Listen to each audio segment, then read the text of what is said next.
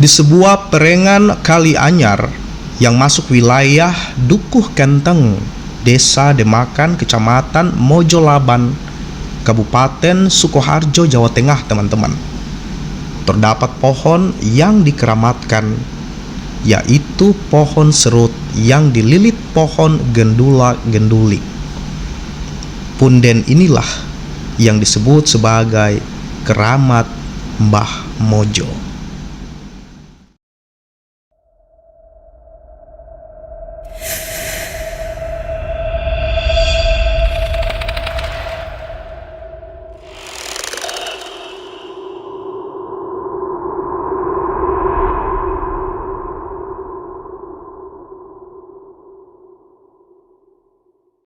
Assalamualaikum warahmatullahi wabarakatuh. Selamat malam, selamat bertemu kembali teman-teman di Kakak Jo Channel.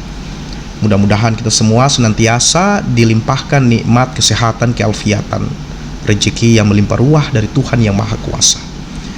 Teman-teman, malam hari ini kakak kembali akan membacakan cerita tentang keramat punden Mbah Mojo yang dijaga siluman cantik.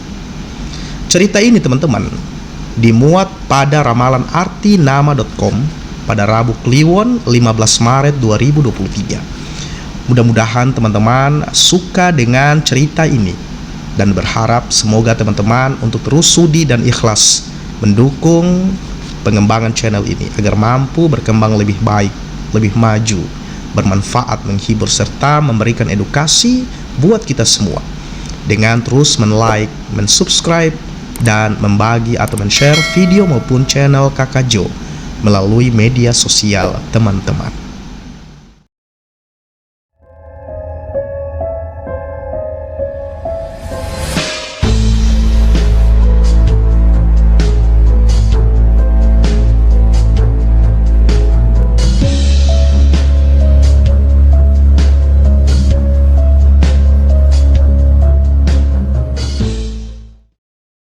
Konon, teman-teman, saat zaman perjuangan Pangeran Diponegoro, ketika hendak mengusir penjajahan di tanah Jawa, punden ini pernah digunakan untuk bertapa oleh Kiai Mojo, penasehat dan guru dari Pangeran Diponegoro yang bernama Kiai Mojo.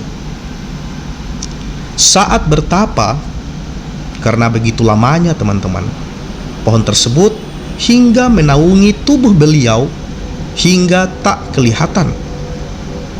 Di tempat inilah Kiai Mojo mendapat petunjuk dari Allah Subhanahu wa Ta'ala untuk membantu perjuangan Pangeran Diponegoro. Dan dengan bergabungnya Kiai Mojo ini, maka perjuangan Pangeran Diponegoro semakin hebat, bahkan tercatat sebagai perjuangan kaum ningrat Jawa yang paling dahsyat dalam catatan sejarah VOC. Dana VOC habis terkuras untuk menghentikan perjuangan Pangeran Diponegoro ini, teman-teman. Dialah kemudian yang dijuluki sebagai Sultan Eru Cakra, Raja Tanah Jawa yang tanpa mahkota yang paling populer. Di tempat bekas pertapaan Kiai Mojo yang akhirnya dikenal sebagai punden keramat Mbah Mojo ini, banyak para pelaku spiritual sering menemukan benda-benda pusaka semacam tosan aji dan selo aji.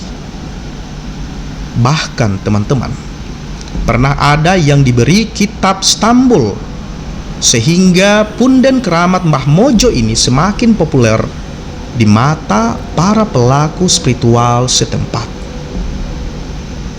Perjalanan penulis artikel ini, teman-teman, hingga sampai ke tempat ini karena ajakan oleh sahabatnya yang bernama Hayu Krishna Mukti. Ia penggemar tanaman bonsai, baik yang berukuran mini, sedang, hingga raksasa untuk taman. Sebelum mengajak penulis, Hayu pernah datang ke tempat ini dengan beberapa rekannya untuk mengambil bonsai serut raksasa yang tumbuh di makam Mbah Mojo ini. Sayangnya, saat mereka mendekati tempat itu teman-teman, Tri, rekannya, tiba-tiba saja mengalami kesurupan hingga ngomong tak karuan.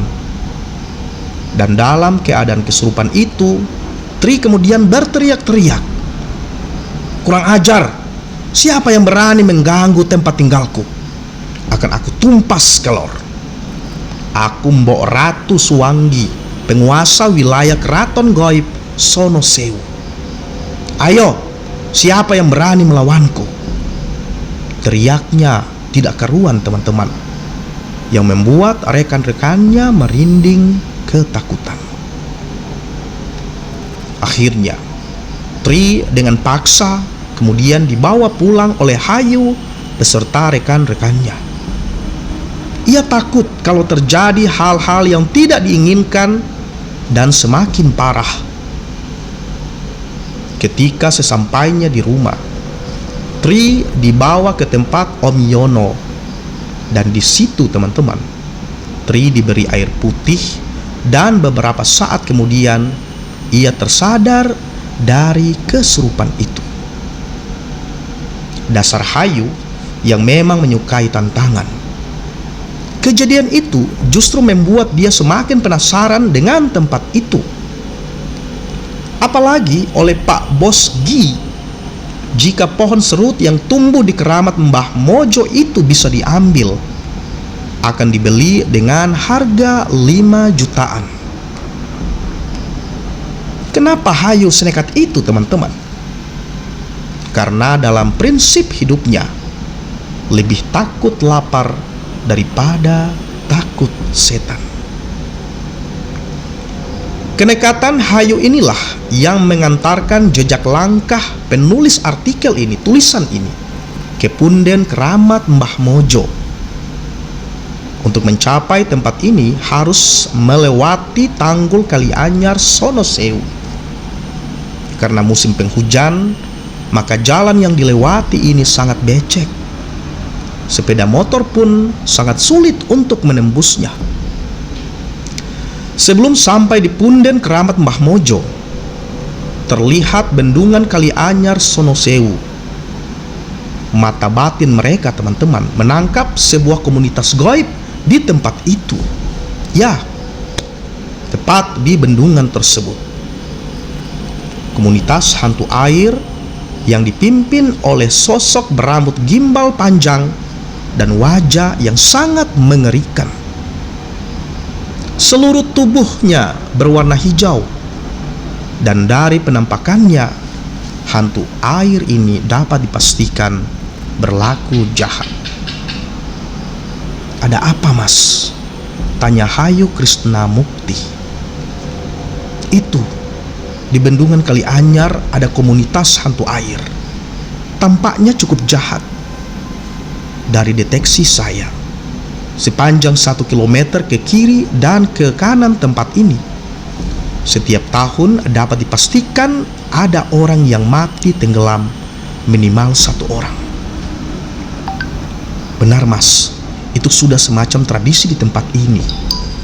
Dan biasanya yang tenggelam bukan warga setempat, tapi pasti orang jauh," timpal Hayu Krishna Mukti.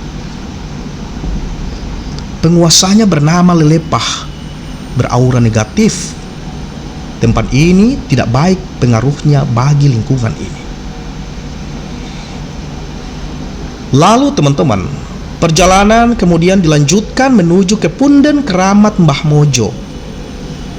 Baru akan sampai di tempat ini, tiba-tiba angin berhembus sangat kuat, seakan-akan menyerang mereka.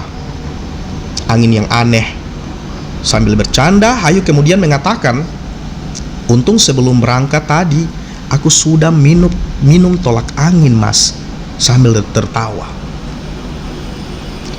Teman-teman, sebuah pohon yang berbentuk payung hingga batang utamanya tak kelihatan karena tertutup ranting-ranting yang menyelimutinya. Dari jarak beberapa meter saja sudah terasakan kalau aura tempat ini menyambut dengan tidak bersahabat dan getarnya cukup kuat.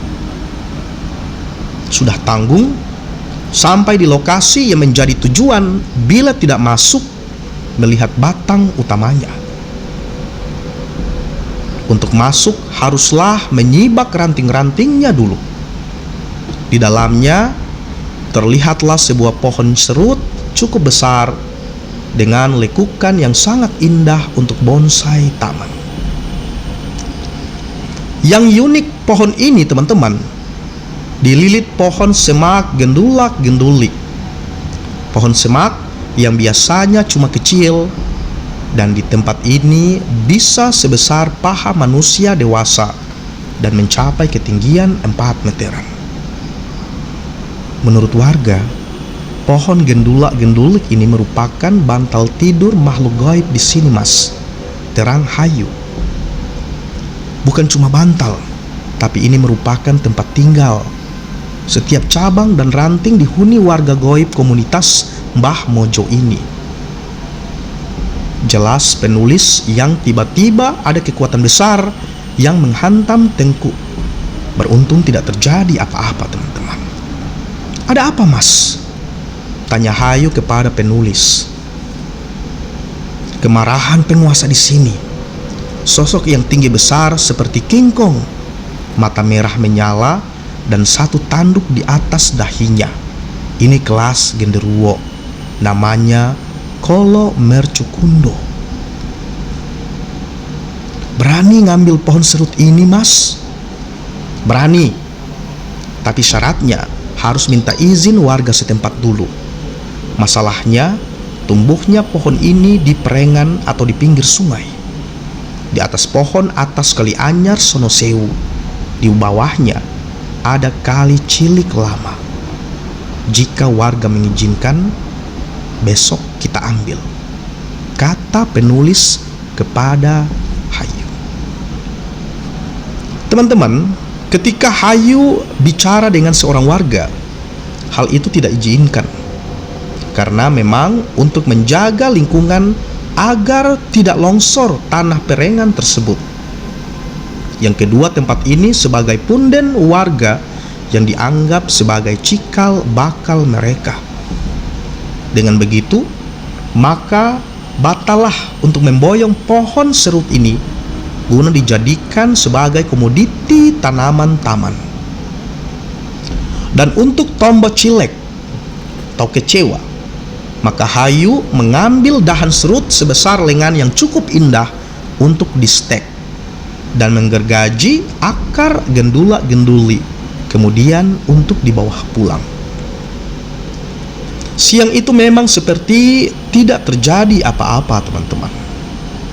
Malam harinya, lewat tengah malam, tiba-tiba penulis didatangi oleh pasukan yang cukup besar yang dipimpin oleh seorang wanita yang bernama Ratu Nimbo Suwangi. Ia sangat marah karena ada bagian rumah anak buahnya yang diambil dengan paksa. Dalam dialog malam itu, teman-teman, Raden, kembalikan rumah kaulaku. Mereka menangis tak punya tempat tinggal. Kasihanilah mereka, kata perempuan gaib itu. Nini, aku mengambil akar gendulak-gendulik. Mau aku muliakan untuk membuat warangka pusaka tombakku. Jika anak buahmu mau, ya biarkan ikut di sini. Akhirnya, teman-teman, kemarahan Ratu Siluman penguasa Sonosewu itu kemudian mereda dan mengizinkan akar gendulak-genduli yang sebesar lengan itu dipakai oleh penulis. Anehnya, teman-teman, malam itu juga sahabat dari Hayu Krisnamukti bermimpi sama dengan apa yang penulis alami. Tiba-tiba ia merasa didatangi oleh perempuan cantik sebagai penguasanya dan diikuti oleh ribuan anak buahnya, kemudian mendatangi rumahnya dan bertanya, "Di mana kamu simpan bagian rumah kaulaku? tanyanya dengan garang. Karena agak takut teman-teman, Hayu bilang, di rumah Mas Gun. Lalu rombongan goib itu berjalan ke timur menuju rumah penulis, yaitu Mas Gun. Dan seperti yang terjadi kisah sebelumnya teman-teman, di malam dan jam yang hampir sama, kejadian itu benar-benar terjadi.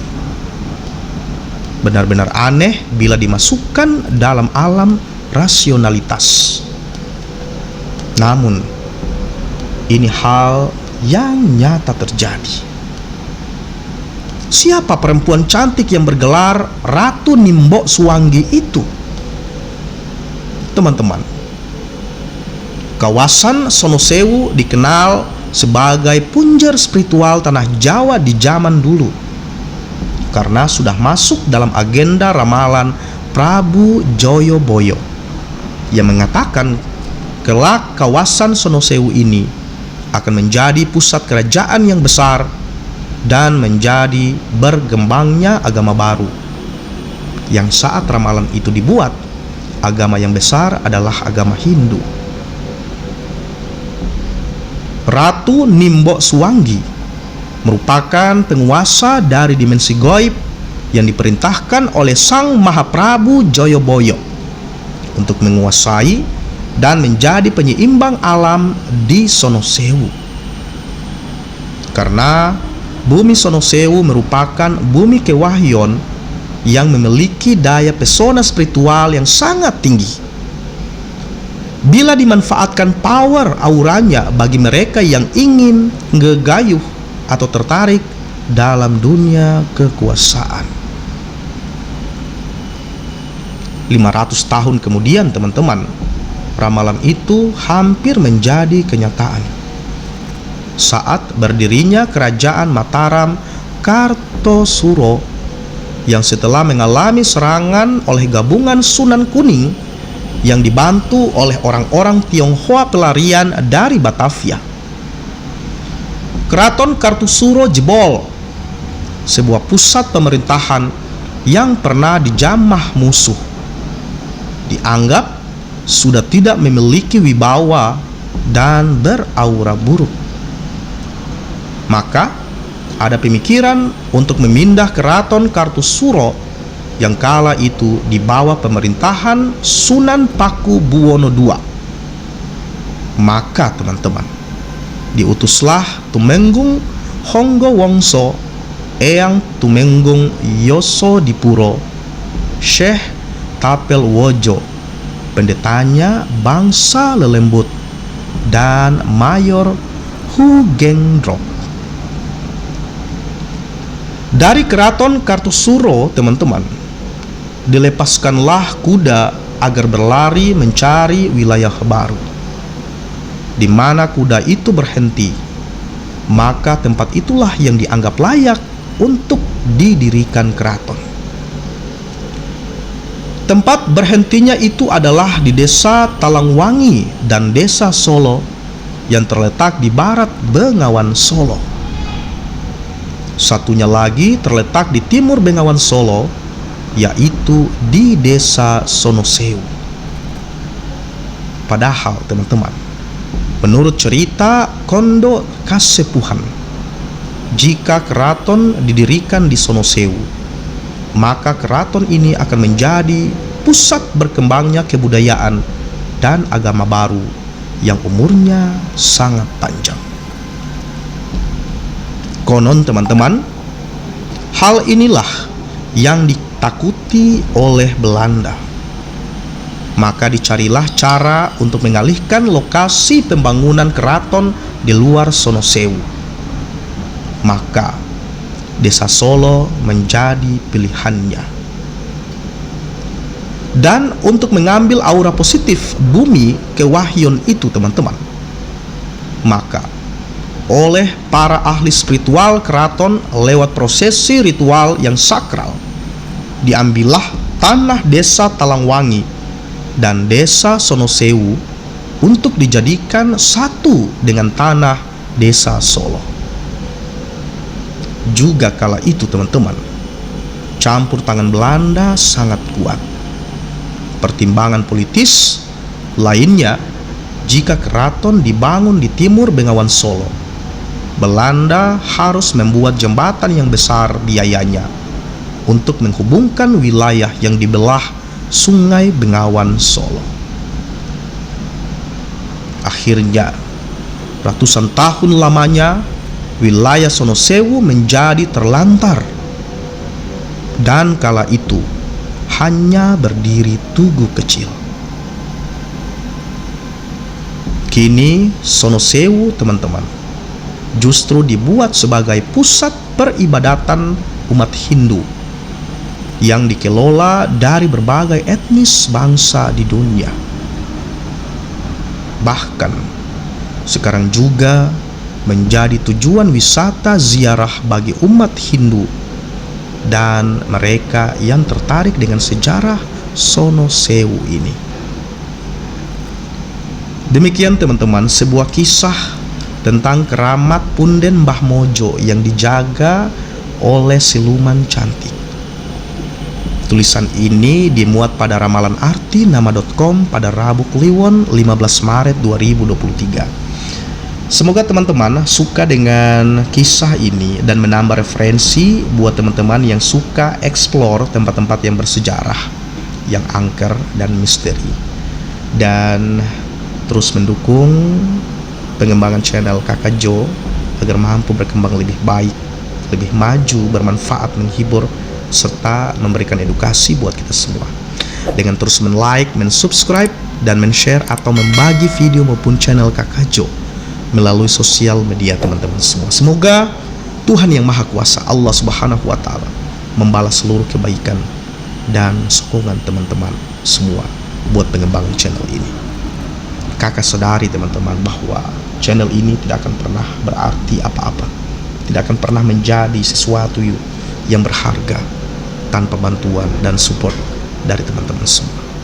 Terima kasih yang sedalam-dalamnya, yang sebesar-besarnya buat teman-teman yang telah membantu channel ini sehingga mampu berkembang sampai dengan saat ini. Demikian sekali lagi teman-teman apa yang dapat Kakak Jo bagi dan bacakan buat teman-teman semua di malam hari ini. Thank you banget sekali lagi, dan insya Allah kita akan ketemu di lain waktu. Dan Kakak Jo akhiri. Assalamualaikum warahmatullahi wabarakatuh.